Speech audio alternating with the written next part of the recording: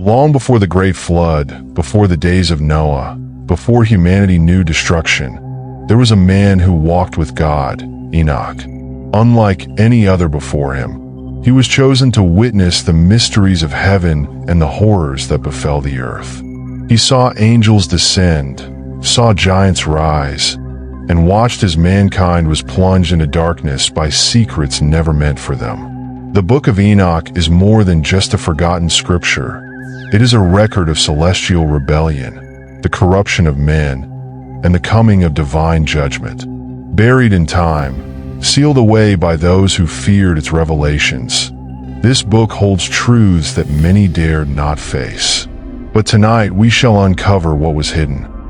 In the days of Jared, long before the flood, a host of celestial beings, known as the Watchers, were given dominion over Earth's skies. They were sent not to rule, but to observe, to ensure that the ways of men remained aligned with the divine order. Yet, what began as duty soon twisted into desire. From the heavens, they beheld the daughters of men, radiant, untouched by celestial hands. Their beauty was unlike anything seen in the high realms, and in the hearts of the Watchers, something new stirred, longing. Among them, one stood above the rest, Semyaza, their leader. He gazed upon the world below, his heart heavy with temptation. Semyaza, whispering, troubled, "If we do this, if we descend, we defy the will of the Almighty." The other Watchers whispered among themselves, their divine forms trembling with forbidden yearning. Watcher 1, why should men alone know love? Watcher 2, we are gods to them. Why should we not take what pleases us? But Semyaza knew that should they break this law, punishment would be inevitable. Semyaza, raising his voice, if one of us falls, we all must fall. Swear an oath, here and now, that none shall abandon this pact. And so, on the summit of Mount Hermon, the pact was made. 200 Watchers lifted their voices in unison, swearing their allegiance to the coming sin. The moment the words left their lips, a great wind howled across the heavens, a warning, a whisper of what was to come. Then they fell, like blazing stars. They tore through the firmaments, plummeting toward the mortal realm. The skies split open, and the earth trembled as they touched down, their celestial brilliance dimming as they took on the form of men. The Watchers, now bound to their earthly forms, took wives from among the daughters of men, and from these unholy unions, an unnatural breed was born, the Nephilim. They were giants, towering above mortals, their strength unmatched. At first, mankind marveled at them, but admiration soon turned to dread. The Nephilim consumed everything in their path. Crops withered beneath their hunger, rivers ran dry at their command, and when there was nothing left, they turned to flesh. Survivor, whispering in fear, they are not men, they are demons. Villages burned, cities crumbled, the land was soaked in blood. Yet, the corruption of the Watchers did not end there. They bestowed upon mankind knowledge never meant for them, secrets that altered the fate of humanity forever. Azazel, a fallen Watcher, grinning, take this blade, learn to forge weapons, rule the weak. War erupted, sorcery spread like wildfire. Men learned to summon spirits, to control the forces of the earth. What was once pure became twisted. The Watchers reveled in the chaos they had created, and from the heavens, the righteous wept. For years, the world suffered under the weight of the Watchers' rebellion. The Nephilim ruled like gods, their monstrous hunger consuming all. Blood flowed freely upon the land, and mankind cried out in despair. From the heavens, the cries of the innocent reached the ears of the archangels, Michael, Uriel, Raphael, and Gabriel. They stood before the throne of the Almighty, their voices united in supplication. Michael, kneeling, resolute, "O Holy One, see the devastation. The earth is filled with lawlessness, and the souls of men cry out for justice. Uriel, the watchers have defiled creation, and their children have turned against man. Their wickedness has no end. Gabriel, shall we not act? Shall we not cleanse the land of this blight? The Almighty, whose radiance filled the heavens, spoke with a voice that shook the cosmos. God, enough. The corruption of the watchers has reached its limit. The earth will be cleansed, and those who defied my order will be cast into darkness. A decree was made. The watchers would be judged. Their children, the Nephilim, would perish, and the earth would be restored to its purity. Celestial being, rise, Enoch. You were chosen to bear witness to the judgment of the watchers. Enoch was lifted into the heavens, carried beyond the firmaments where the secrets of creation were unveiled to him. He saw the chambers of the winds, the treasuries of the stars, and the hidden places of the earth.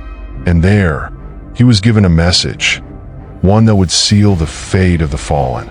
Enoch stood upon a high mountain, gazing down upon the watchers. Their celestial glow had faded, their once great forms now bound in mortal flesh. He raised his hand and spoke the decree given to him. Enoch, sternly you, who once walked among the stars, have betrayed your purpose. You have defiled yourselves, and through your sin, you have condemned your children to destruction. Your judgment is set. The watchers fell to their knees. Some wept, others pleaded. Watcher one, desperate, spare us.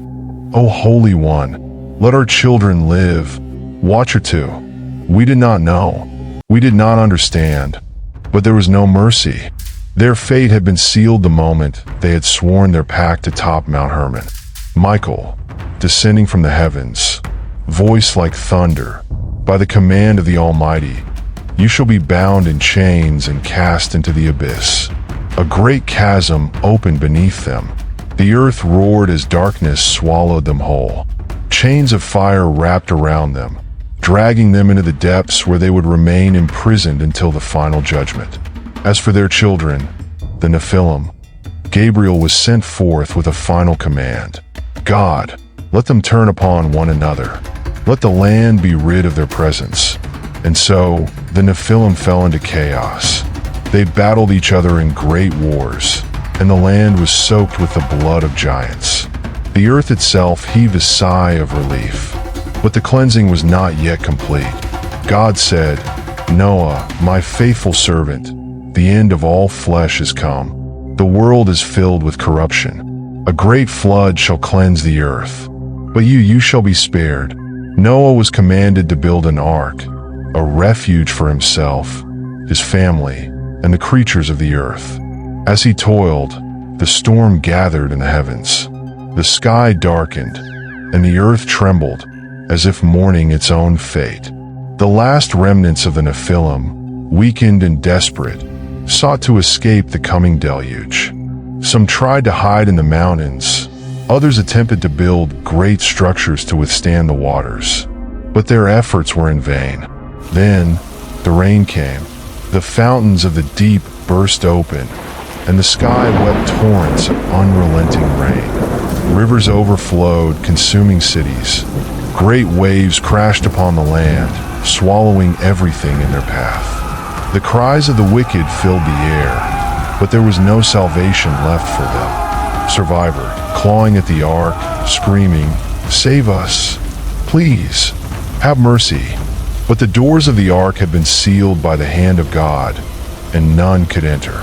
The wicked perished beneath the furious waters, their voices silenced by the judgment of the Almighty. For 40 days and nights, the world was swallowed by water. The watchers were gone. The Nephilim were no more. The earth had been cleansed. Then, as suddenly as it had begun, the rain ceased. Noah stepped forth into a world renewed, a world reborn. He knelt upon the dry ground and built an altar, offering thanks to the Almighty. Noah said, "You have spared us, O Lord. May we walk in your ways forever." A covenant was made, a promise sealed in the sky. The earth had been purified, but its history would not be forgotten. The story of the Watchers, the Nephilim, and the Great Flood would be passed down through generations. A warning and a lesson. The earth was silent. Where once there was laughter, war, and the cries of the fallen, there was now only stillness. The flood had washed away the corruption, the giants, and the wickedness of the Watchers. But Noah knew this was not an end. It was a beginning. He gathered his family and stood before the altar he had built. Smoke from the offering curled toward the heavens, a sign of gratitude, a plea for guidance. Noah said, "O Lord, you have spared us. May we walk in your ways and never forget your mercy." The sky responded. A brilliant arc of colors stretched across the heavens, a covenant, a divine promise that never again would the world be destroyed in such a way. God said, "This is my covenant with you and your descendants. The earth shall never again be destroyed by flood. Be fruitful, multiply, and replenish the world." Time passed, and from the sons of Noah, the earth began to fill once more. Cities rose from the dust, and men spread across the lands. But with time, memories of the past faded, and the sins of the fallen threatened to return. A man said, "Let us make a name for ourselves. Let us build a tower to the heavens." Another man said, "We will be as gods." The arrogance of man had returned. They sought power, sought dominion over the heavens themselves. But God would not allow it. God said, "They are one people, and with one tongue. Nothing will be impossible for them. Let us confound their language and scatter them." And so, confusion fell upon Babel. Where once men spoke as one, now they could not understand one another. The great city was abandoned, its tower left unfinished. Mankind was scattered, sent to the corners of the earth, divided by tongues and lands. But even as men spread across the world, the knowledge of the Watchers remained in hidden places. The remnants of their influence whispered through the ages. Sorcery, forbidden knowledge, and the secrets of the heavens found their way into the hands of men once more. The battle between light and darkness was not over. The fall of the Watchers was only the beginning of a greater war. Enoch had been taken by the Almighty, removed from the earth, so he would not see death. Yet his purpose was not complete.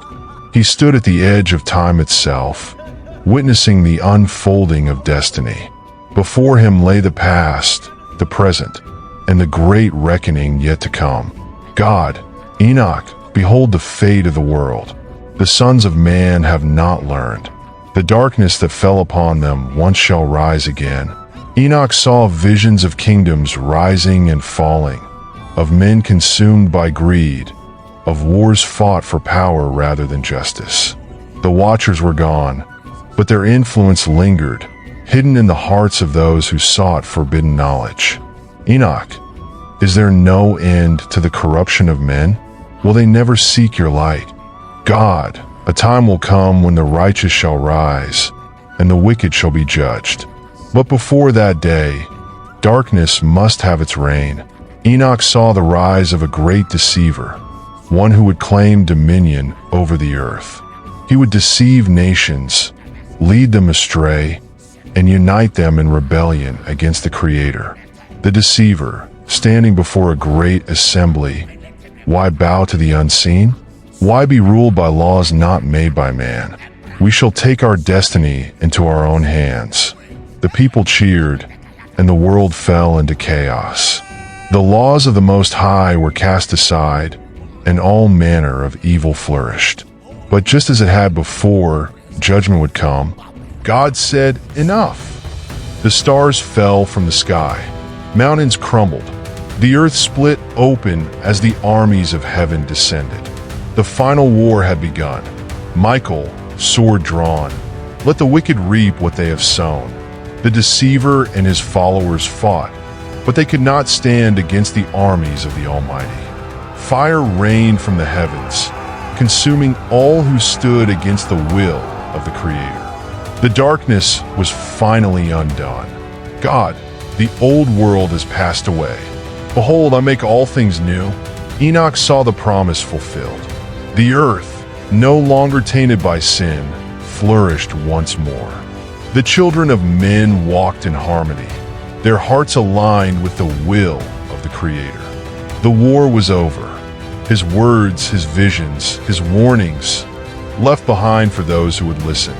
The book was closed, but its message would endure forever. If you like this story and love watching videos like this, please hit the like button, share, and subscribe.